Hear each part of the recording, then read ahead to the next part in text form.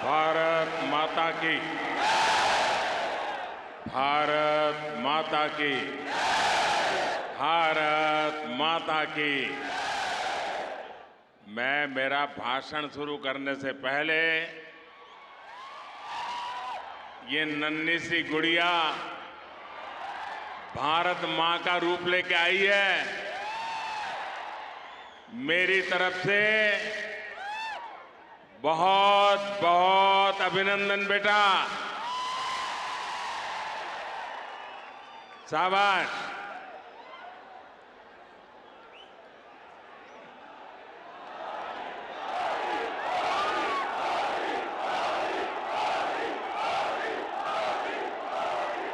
నా కుటుంబ సభ్యులారా, आज मुझे तेलंगाना के लोगों को 8,000 करोड़ रुपए से अधिक की परियोजनाओं का उपहार देने का सौभाग्य मिला है। एनटीपीसी के आधुनिक पावर प्लांट से तेलंगाना के औद्योगिक विकास को एक नई गति, तेज गति मिलने वाली है। और इस प्लांट में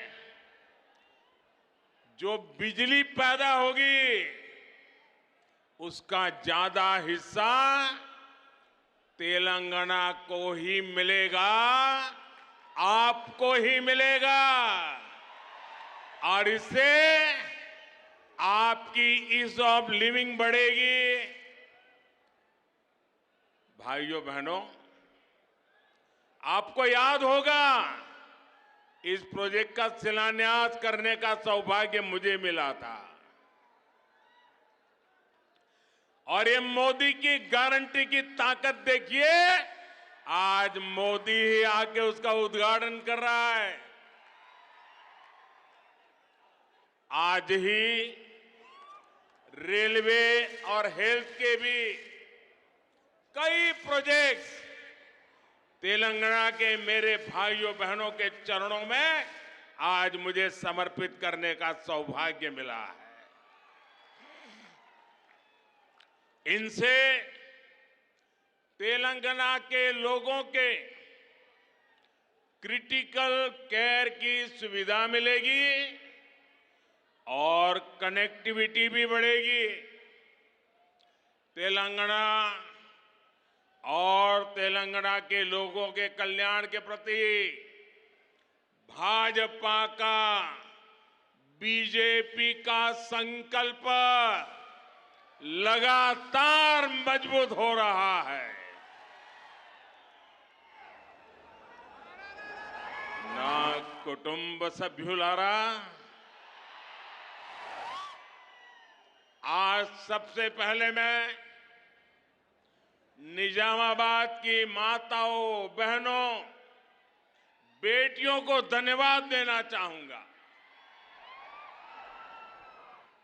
और आज यहां इतनी बड़ी तादाद में माताएं बहनें स्वागत करने, आशीर्वाद देने आई, उससे बड़ा जीवन का सौभाग्य क्या होता है। तेलंगाना की मेरी बहनें एक बड़ी क्रांति का हिस्सा बनी है। तेलंगाना की मेरी बहनों ने इतिहास बनाया है। कुछ ही दिन पहले संसद में नारी शक्ति वंदन अधिनियम पास हो गया है। कांग्रेस और उसके इंडिया अलायंस, ये गठबंधन गठबंधन 30 साल से उसे रोककर बैठे थे। उनको किसी की परवाह नहीं थी। भांति भांति के चालाकियां करते थे, दिखावा करते थे और खेल दूसरा खेलते थे। लेकिन इस बार ये मेरे देश की माताओं बहनों की ताकत देखिए, नारी शक्ति की संगठित ताकत देखिए कि सारे घमंडिया लोगों को ये संसद के अंदर नारी शक्ति वंदन अधिनियम को मजबूरी से समर्थन करना पड़ा है।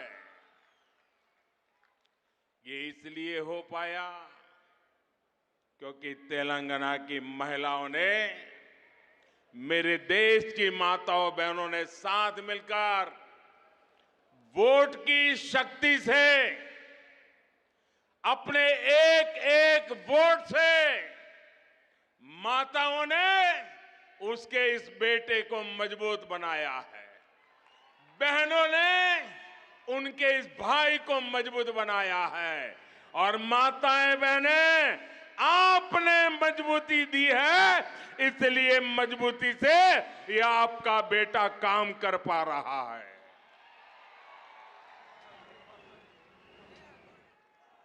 నా కుటుంబ సభ్యులారా,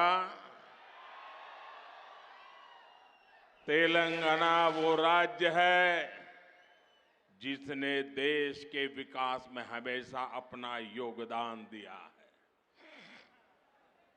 आप भारत की प्रगति के आधार है। तेलंगाना में चारों तरफ टैलेंट ही टैलेंट है। जब दुनिया में इतनी बड़ी कोरोना महामारी आई तो तेलंगाना ने भी वैक्सीन बनाकर पूरी दुनिया में भेजी। तेलंगाना के लोगों में विकास की जो एस्पिरेशन है उसे मैं भली भांति समझ सकता हूं। अभी मैं देख रहा था, क्या वाइब्रेंसी थी, क्या ऊर्जा थी, क्या जुनून था। मेरे साथियों, आपको 100 सलाम।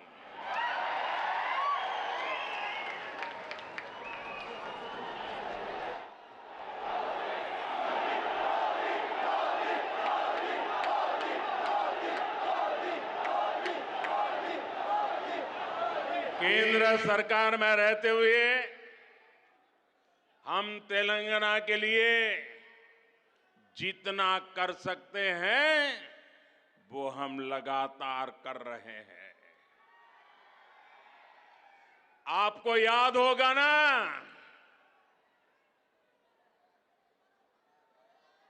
हम लोगों ने निजाम की हुकूमत, देश तो आजाद हुआ था लेकिन हमारा ये हैदराबाद और ये सारा इलाका आजाद नहीं हुआ था। निजाम अड़ंगे लगा करके बैठा था कि नहीं बैठा था? बैठा था कि नहीं बैठा था? एक गुजराती बेटा सरदार वल्लभ भाई पटेल, उसने ताकत का परिचय दिया और आपकी आजादी को पक्का कर दिया। आज दूसरा गुजराती बेटा आपकी समृद्धि के लिए आया है, आपके विकास के लिए आया है, आपकी भलाई के लिए आया है।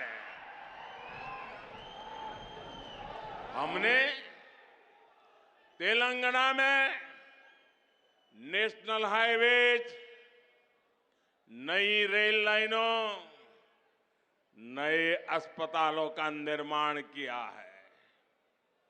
भाजपा सरकार ने यहां बीआरएस सरकार को तेलंगाना के विकास के लिए भारी धनराशि भी दी है, लेकिन दुर्भाग्य से बीआरएस ने तेलंगाना के लोगों के लिए भेजा गया जो पैसा भेजा ना, उसमें भी लूट चलाई।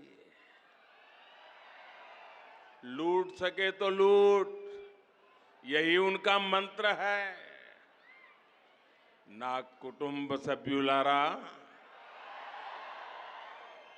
भारत जैसे लोकतंत्र देश में प्रजा का महत्व होना चाहिए, परिवारवादियों का नहीं। और इन्होंने तो लोकतंत्र को लूट तंत्र बना दिया है, प्रजातंत्र को परिवार तंत्र बना दिया है। तेलंगाना के निर्माण के लिए हजारों परिवार संघर्ष करते करते तबाह हो गए। अनेकों नौजवानों ने बलिदान दिया, माताएं बहनों ने मुसीबतें झेली, लेकिन एक परिवार ने सब कुछ कब्जा कर लिया और उन परिवारों को कोई पूछने वाला नहीं है। तेलंगाना में बस एक ही परिवार ने यहां के लाखों परिवारों के सपनों पर कब्जा कर लिया है। वर्तमान तेलंगाना में या तो केसीआर खुद है, या उनके बेटे हैं, या उनकी बेटी है, या उनके भतीजे हैं, या उनके भांजे हैं, या चाहे उनके ससुराल वाले हैं। कोई बचा ही नहीं है, बस यही काम, लूटो। क्या आपने कभी सोचा है कि वो कैसे आपके एक वोट का उपयोग केवल अपने परिवार को अमीर बनाने में कर रहे हैं? इन लोगों ने तेलंगाना में भाई भतीजावाद और भ्रष्टाचार को बढ़ावा दिया है। ना कुटुंब सभ्युलारा, परिवारवाद का सबसे बड़ा नुकसान देश के युवा को उठाना पड़ता है।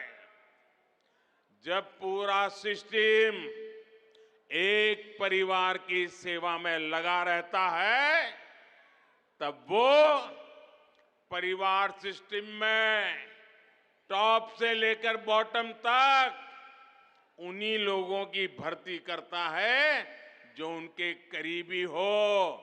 तेलंगाना के नौजवानों को वो अवसर नहीं मिलता है।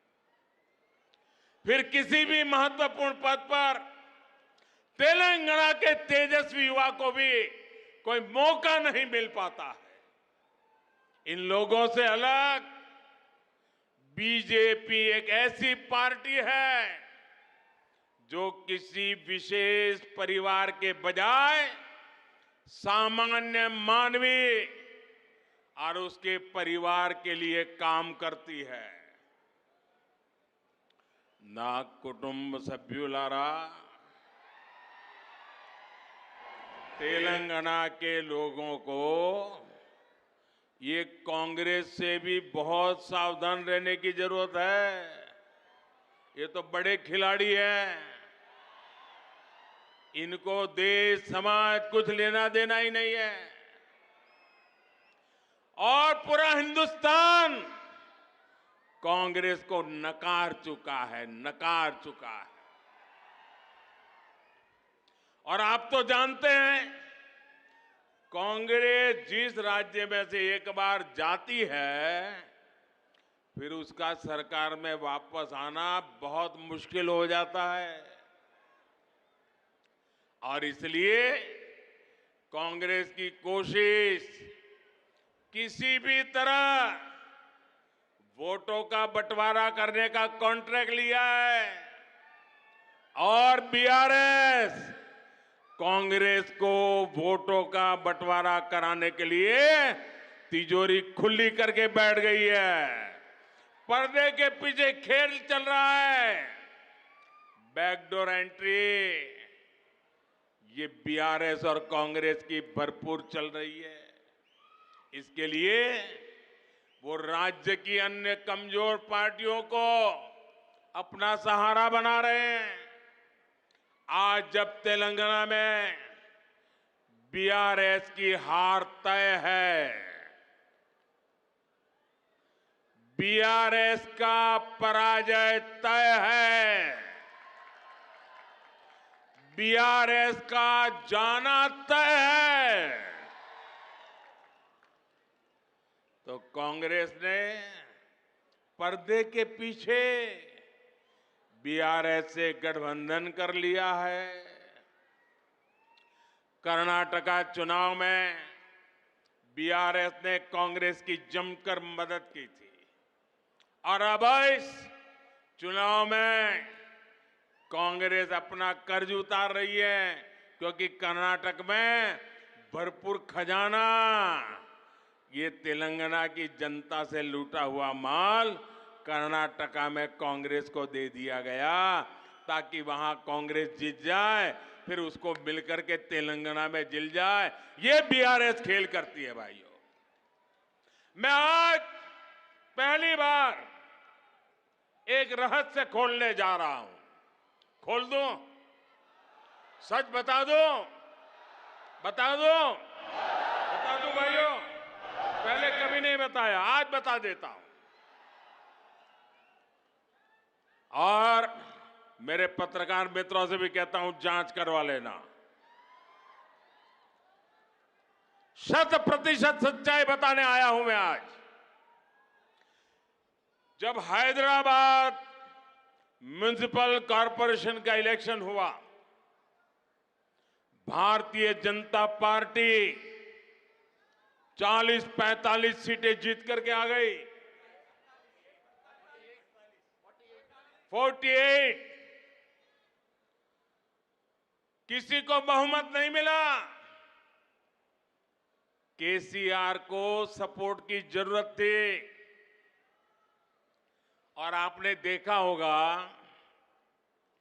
हैदराबाद कॉरपोरेशन के चुनाव के पहले वो एयरपोर्ट में पूरी फौज लेकर के मेरा स्वागत करने के लिए आते थे, बढ़िया बढ़िया माला पहनाते थे, बहुत सम्मान करते थे, याद है ना? फिर क्या हुआ भाई? अचानक बंद हो गए। अचानक इतना गुस्सा क्यों निकल रहा है?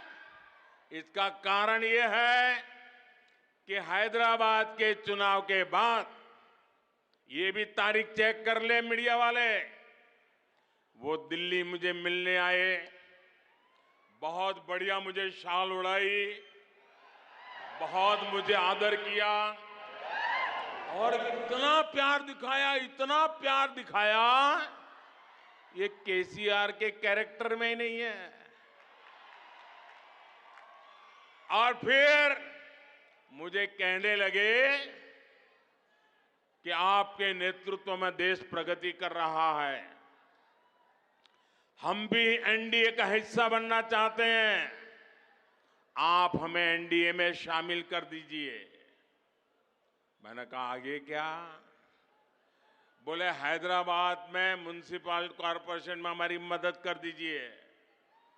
मैंने केसीआर को कहा, आपके कारनामे ऐसे हैं, मोदी आपके साथ जुड़ नहीं सकता है।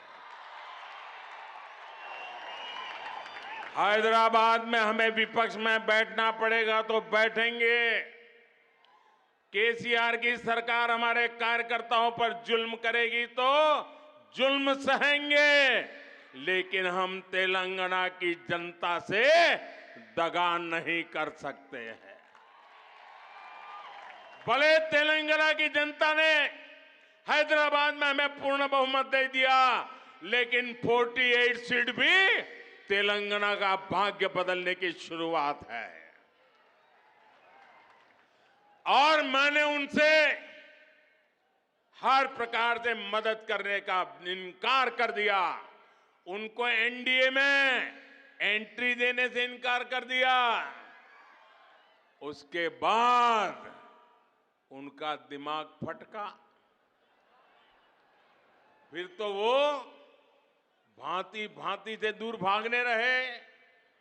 मैं भ्रष्टाचार के सवाल पूछने लगा, फिर एक बार दोबारा आए। वो मुझे कह रहे हैं कि मोदी जी मैंने बहुत काम कर लिया,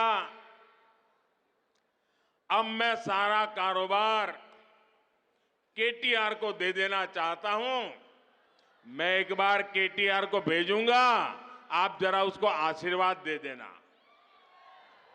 ये उन्होंने मुझे कहा।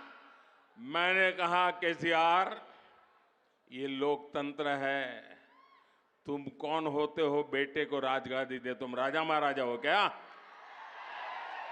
क्या तुम राजा महाराजा हो क्या?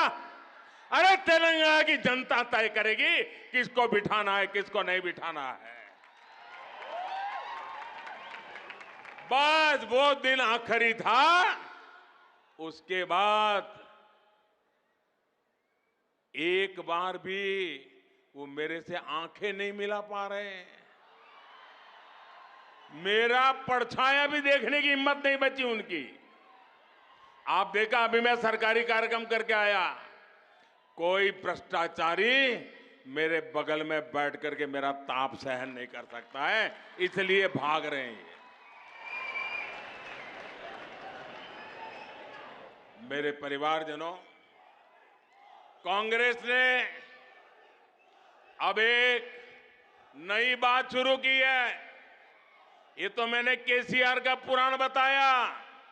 अब कांग्रेस ने सत्ता भूख के लिए, सत्ता हथियाने के लिए एक नई भाषा बोलना शुरू किया है, नई बातें बोलना शुरू किया है। आजकल क्या कह रहे हैं? जितनी आबादी उतना हक। मैं जरा पूछना चाहता हूं कि जिन्होंने इनको वाक्य लिख करके दिया है, उसने सोचा है क्या? जब तुम कह रहे हो तो कांग्रेस की मूलभूत नीतियों पर ही सवाल खड़ा कर रहे हो। जब आप कहते हो जितनी आबादी उतना हक, इसका मतलब ये हुआ कि अब कांग्रेस घोषणा करे, क्या आप अल्पसंख्यकों के विरोधी है क्या? कांग्रेस स्पष्ट करे, आप दक्षिण भारत के विरोधी है क्या? मैं सिद्ध करता हूं, उनकी ये नई सोच दक्षिण भारत के साथ घोर अन्याय करने वाली सोच है। ये नई सोच माइनॉरिटी के पीठ में भी छुरा भोंकने वाली सोच है। आजकल देश में अगले डिलिमिटेशन की चर्चा हो रही है। आपको मालूम है ना, 25 साल के बाद पार्लियामेंट की सीटें कितनी होगी, कौन सी क्या होगी, इसका निर्णय जुडिशरी करती है। और उसके कारण जहां जनसंख्या कम है उसकी सीटें कम हो जाती है, जहां जनसंख्या ज्यादा है उनकी सीटें बढ़ जाती है। अब हमारे दक्षिण भारत के सभी राज्यों ने जनसंख्या वृद्धि को रोकने में बहुत बड़ी देश की मदद की है। अब कांग्रेस का नारा ऐसा है कि जिसकी जितनी आबादी उतना उसका हक। इसका मतलब अब कांग्रेस दक्षिण भारत के संसद सदस्यों की संख्या कम करने का नाटक करने जा रही है, खेल खेलने जा रही है। क्या दक्षिण भारत इसको स्वीकार करेगा? क्या दक्षिण भारत कांग्रेस की चाल को स्वीकार करेगा? क्या दक्षिण भारत कांग्रेस को माफ करेगा? इसी विषय पर मैं कांग्रेस के नेताओं को साफ कहता हूं, देश को मूर्ख मत बनाओ, स्पष्ट करो क्या कारण है दक्षिण भारत के राज्यों को अन्याय करने के खेल खेले जा रहे हैं।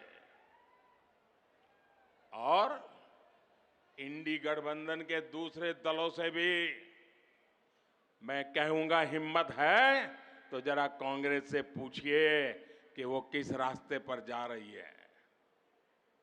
मैं दूसरा सवाल पूछता हूं, जो कहते हैं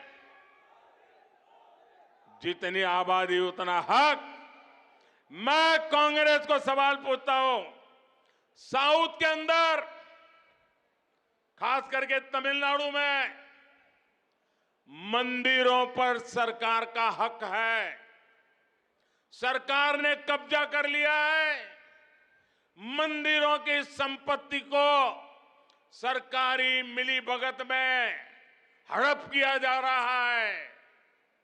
मंदिरों को तो लूटा जा रहा है, मंदिरों को तो कब्जा किया गया है, लेकिन माइनॉरिटी के पूजा स्थल को हाथ नहीं लगाते हैं, सरकार के नियंत्रण में नहीं लेते हैं। अब कांग्रेस ने जो नारा दिया है, कांग्रेस ने कहा है कि जितनी आबादी उतना हक। अगर यही आपका मंत्र है, यही आपका सिद्धांत है, तो क्या माइनॉरिटी के जितने पूजा स्थल है उनको ये दक्षिण के आपके सारे साथी जब्त करेंगे क्या? उनका कब्जा करेंगे क्या?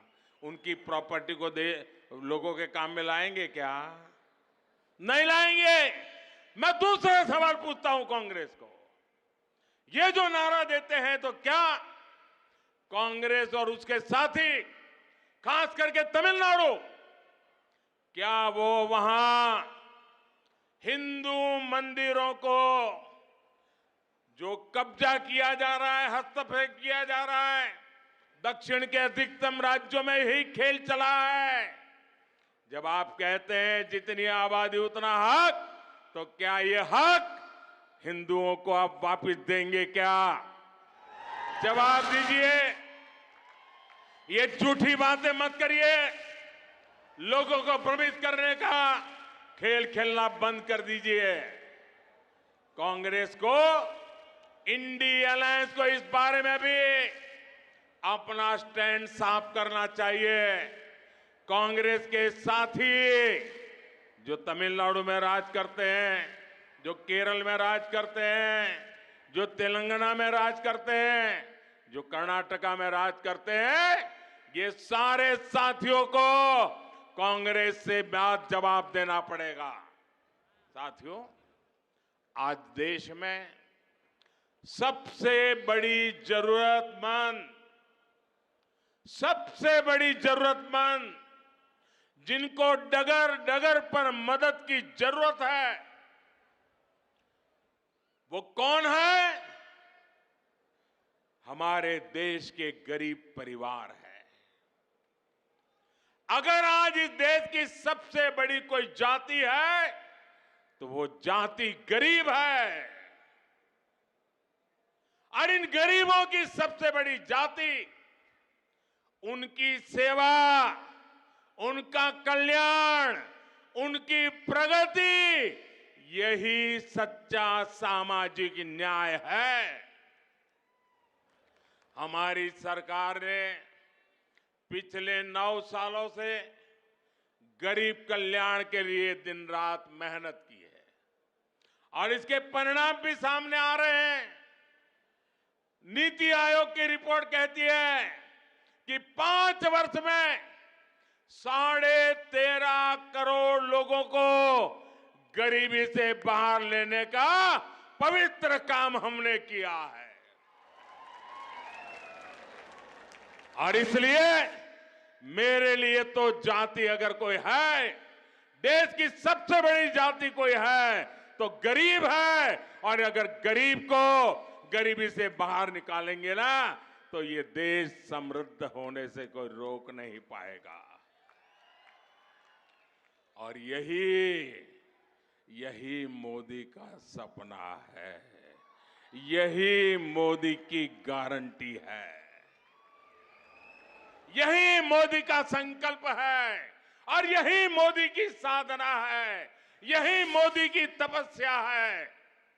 और मैं अन्य सभी राजनीतिक दलों से भी आज आह्वान करता हूं, हाथ जोड़ करके मैं देश के सभी राजनीतिक नेताओं को, सभी दल के मुखियाओं को, सभी पॉलिटिकल पार्टियों को कहता हूं, आइए, आजादी के 75 साल हो गए, आइए गरीबों के कल्याण पर विचार करे, गरीबों की भलाई के लिए विचार करे, गरीबों की भलाई के लिए योजनाएं बनाए,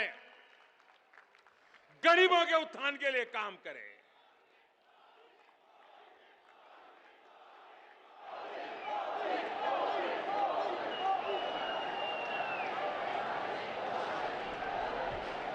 నా కుటుంబ సభ్యులారా, तेलंगाना विरोधी ये लोग चुनाव से पहले जनता को कुछ छोटे लाभ देकर अगले 5 साल तक तेलंगाना को लूटने का अधिकार हासिल कर लेते हैं। हमें तेलंगाना में इस परंपरा को अब उलट कर देना है भाइयों बहनों, उसको रोकना है। रोकोगे क्या? रोकोगे क्या? तेलंगाना के भाइयों बहनों, मुझ पर 5 साल भरोसा करो, ज्यादा नहीं कह रहा हूं, 5 साल भरोसा करो। इन्होंने जितना लूटा है ना, मैं आपके चरणों में ला करके रख दूंगा। आज भी कांग्रेस और बीआरएस तेलंगाना के लोगों से विश्वासघात कर रही है। कई राज्यों में कांग्रेस ने चुनाव से पहले ऐसे ही बड़े वादे किए और अब उन्हें पूरा करने के लिए 15 अलग अलग शर्त रख रही है। पहले तो बोल देते हैं ऐसा करेंगे, फिर कहते हैं ऐसा होगा तो करेंगे, ऐसा होगा तो नहीं करेंगे, ये करेगा तो नहीं करेंगे, उधर वाला होगा तो नहीं। क्यों भाई, जनता को मूर्ख बना रहे हो? यहां बीआरएस ने भी बेरोजगार युवाओं को भत्ता देने का झूठा वायदा किया। कांग्रेस और बीआरएस का रवैया बिल्कुल एक समान है। चुनाव से पहले आसमानी वादे करो और चुनाव के बाद सारे वादे भूलकर अपनी तिजोरी भरो। ना कुटुंब सभ्युलारा, बीजेपी का ट्रैक रिकॉर्ड अपने वायदे पूरे करने का है। पिछले कुछ महीनों से आप सब देख रहे हैं कि केंद्र सरकार लाखों युवाओं को नौकरी देने के लिए रोजगार मेले का आयोजन कर रही है। इसकी घोषणा पिछले साल हुई थी। इस मेले के जरिए देश के हर कोने में लाखों युवाओं को सरकारी नौकरी के नियुक्ति पत्र, पब्लिकली नियुक्ति पत्र देने का काम हमने किया है। तेलंगाना के युवाओं को भी इसके जरिए हजारों तेलंगाना के युवाओं को आज भारत सरकार में हमने काम दिया है। यहां के युवा ये देख रहे हैं कि पूरी प्रक्रिया बिना रुकावट और पारदर्शी तरीके से हुई है। तेलंगाना में से एक भी शिकायत नहीं आई कि नौकरी मिली लेकिन किसी को मोदी को पैसा पहुंचाना पड़ा, ऐसी एक घटना नहीं आई है भाइयों। इसलिए बीआरएस के युवा विरोधी रवैये और इसकी सरकार को यहां के युवा करारा जवाब देने का मन बना चुके हैं। मेरी बात सही है ना? मेरी बात सही है ना? युवाओं ने तय कर लिया है ना, ये जाएगा ना, बीआरएस जाएगी ना, पक्का जाएगी ना। मैं तेलंगाना के युवाओं से भी कहूंगा, हमारे युवाओं को निराश होने की जरूरत नहीं है। मेरे नौजवान साथियों, ये मोदी की गारंटी है, आपको निराश होने की जरूरत नहीं है। भाजपा सरकार आते ही बीआरएस के पापों को मैं एक एक खोल करके रख दूंगा। उनकी सारी बुराइयों को निकाल करके रहूंगा और अभियान के तौर पर करके रहूंगा, क्योंकि मैंने अपनी आंखों से देख रहा हूं कैसे लूट रहे हैं। यहां के युवाओं के लिए केंद्र सरकार ने 2 दिन पहले ही एक सेंट्रल ट्राइबल यूनिवर्सिटी की स्थापना की, ऐलान किया। इस विश्वविद्यालय का नाम आदिवासी देवियां समक्का सारक्का के नाम पर रखा जाएगा। इस पर करीब 900 करोड़ रुपए खर्च होंगे। ना कुटुंब सभ्युलारा, तेलंगाना के किसान आज उपेक्षित महसूस कर रहे हैं। बीआरएस गवर्नमेंट ने उनके साथ फिर हर वादे को तोड़ा है। बीआरएस सरकार ने किसानों से कर्ज माफी का वादा किया, पर कोई भी ठोस कदम नहीं उठाया। यहां सिंचाई परियोजनाओं को लेकर बड़ी घोषणाएं की गई, लेकिन या तो उन्हें पूरा नहीं किया गया या फिर बिना तैयार किए उनका उद्घाटन करके फोटो खिंचवाते रहे। दूसरी तरफ पिछले कुछ वर्षों में भाजपा ने न सिर्फ किसानों की मदद का वादा किया, बल्कि 40 लाख किसानों के खातों में करीब 10,000 करोड़ रुपए ट्रांसफर किए। कोई कटकी नहीं, कोई कमीशन नहीं, कोई चोरी नहीं। हमने एमएसपी बढ़ाने का वादा किया, उसे भी पूरा किया। ये मोदी की गारंटी है, पूरी करके रहता है। ना कुटुंब सभ्युलारा हर जिले के किसी एक उत्पाद को बढ़ावा देने के लिए, उसका उत्पादन और एक्सपोर्ट बनाने के लिए केंद्र सरकार वन डिस्ट्रिक्ट वन प्रोडक्ट योजना चला रही है। इस योजना के तहत निजामाबाद के हल्दी को प्रमोट किया जा रहा है और हल्दी की जब बात आती है ना, मैं खास करके मेरी तेलंगाना की बहनों को आज शत-शत नमन करना चाहता हूं।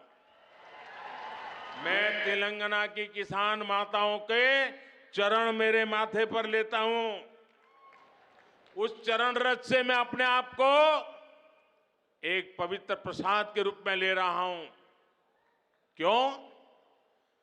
क्योंकि सिर्फ तेलंगाना की माताएं बहनें हल्दी की खेती में दिवस रात मेहनत करती, इतना ही नहीं, वो खेती की पैदावार करती, ऐसा नहीं, लेकिन कोविड के समय हल्दी ने दुनिया के बहुत लोगों को राहत दी है।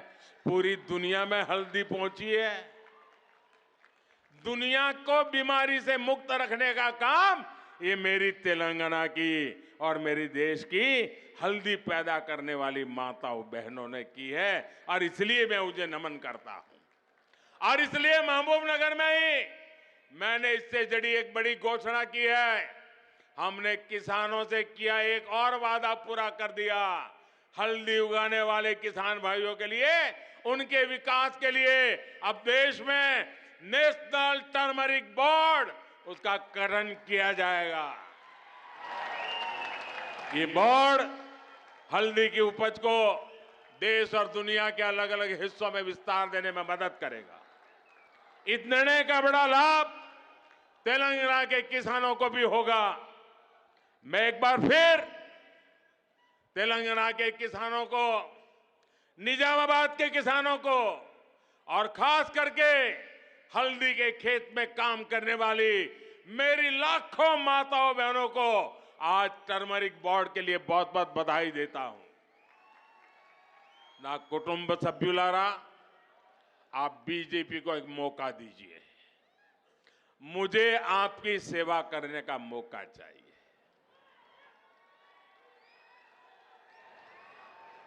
देंगे? मुझे सेवा करने का मौका देंगे? मुझे आपकी सेवा करने का मौका देंगे? मुझे आपके दुख दूर करने का मौका देंगे? मुझे आपके पाई पाई की कमाई को बचाने का मौका देंगे?